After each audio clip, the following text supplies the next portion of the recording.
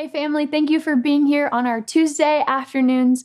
We as a people have committed ourselves to diving deeper in how do we share our faith and training ourselves to share our faith. If you missed last week, this is something new we're starting and kind of a little bit of the format as we are committed to walking out this discipleship journey with Jesus. And a part of that journey is not only being a person of prayer, not only be a person who's investing the word into our own life, but then taking the next step to be bold in sharing that. And so we want to come together once a week for a quick video, quick time of just kind of stirring our thoughts in our mind towards asking some deeper questions.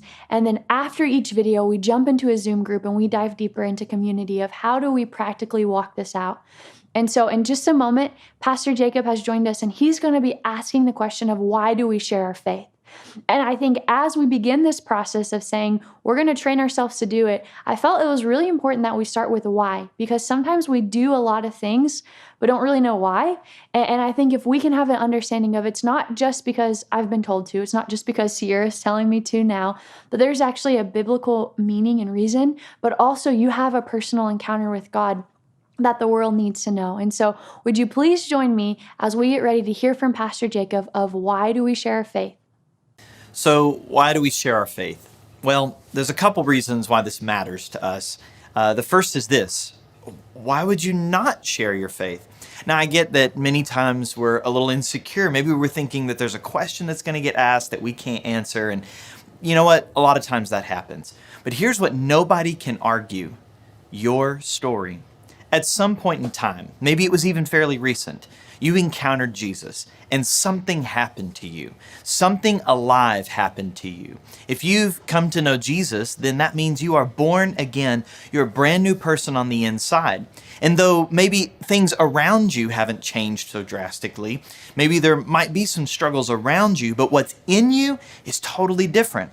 Why would you not share that? Why would you not take something that has meant something to you, that's been impactful to you, made you come more alive, and not give that? I mean, even in the marketplace, we know that the best marketing strategy is word of mouth. The way to get more customers is through word of mouth advertising. We have the most important thing in us, the living Christ. Why would we not share that? And so if something has happened to you in Jesus that has transformed you, that has made you alive, we encourage you to share it, not because you have all the answers, but because something meaningful has happened to you. And the other thing is that if we actually believe this to be true, if the gospel really is true, if Jesus really is raised from the dead, if he really is coming back, if there really is a presence of the Lord that matters for this life and the next life, then I think that should compel us to actually say something, that the people around us need truth. The truth makes us free. And so if there's lies all around, well, we would share our faith because, well, they need truth. If we want to give freedom to people, we want to communicate that truth in love. If there's death all around us, well, then we want to bring life to that. And so I would share my faith because Jesus truly is alive. What we believe is true. I might not be able to argue it very well. I might not have all the answers to all the questions, but I have enough that says this matters to me. Here's what happened to me. Here's how Jesus has transformed my life, and here's how he can transform yours. It's true.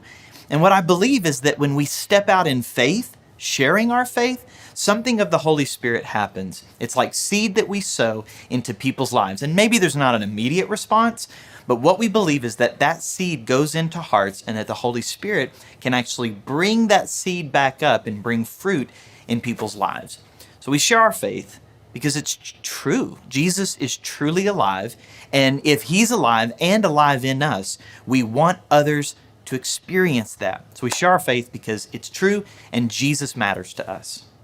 Welcome back. We just heard from Pastor Jacob as to why we shared our faith. And a couple of things that he talked about is how every single one of us have a story.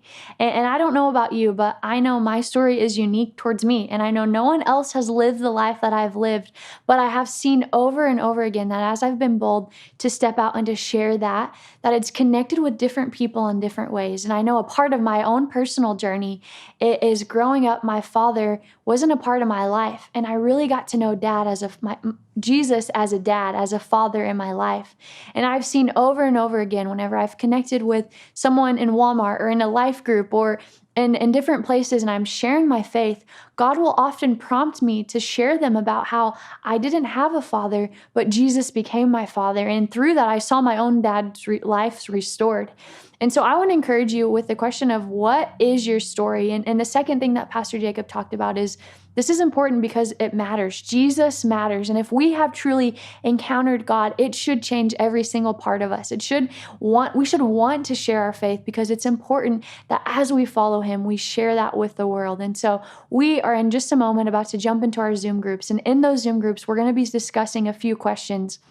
And as we prepare for that, I want to encourage you to start thinking through what is your story, and maybe what's that part you've shared, or what's that part that you've never thought that's been significant on your faith journey. And so as we jump into our groups, the 3 questions that we're going to be looking at today is number 1, do you have a moment or story of encountering God? And I think that that's vital. If we're going to talk about sharing our faith, we have to first reflect, how did I encounter Jesus myself? And I want to encourage you, maybe you're joining this, maybe someone invited you, or you just stumbled upon this video and you haven't had that moment yet of saying yes to Jesus. We have a group of people who are ready to connect with you, and we want to see every single person have that encounter because it's a free gift, the gift of relationship with Christ that's available to all of us. So do you have that moment or that story of encounter with God?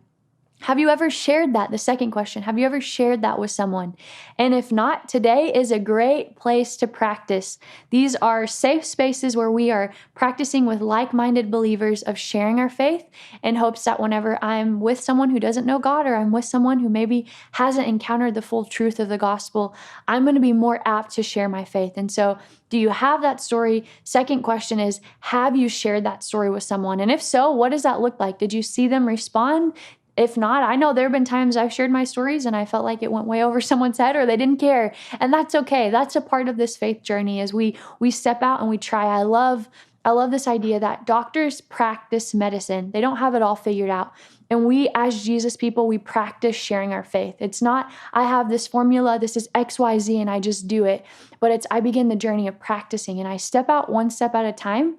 I see what works, what resonated, what didn't. And we also have the Holy Spirit. So we'll talk more about that in a couple of weeks. But do you have that story? Have you shared that with someone? And the last question is, who do you know that needs to know this? Maybe there's someone that needs to know your story this week. And maybe even as Pastor Jacob was talking or as I shared, there was a person that came to mind, and maybe not, but I want to encourage you throughout this group time to really be praying and just thinking through who is one person that you can share your story with this week, and to share that in the group. Because what happens when we share, there's a sense of responsibility that I'm committing this. And if you don't, there's no pressure, but there's something whenever we can step into community and encourage people of, this is a person I know that here needs to know my story, and I'm going to share it this week. So there is a link going up in the chat. We're going to jump into these groups. Again, do you have that story of encounter? If not, let's get you on today.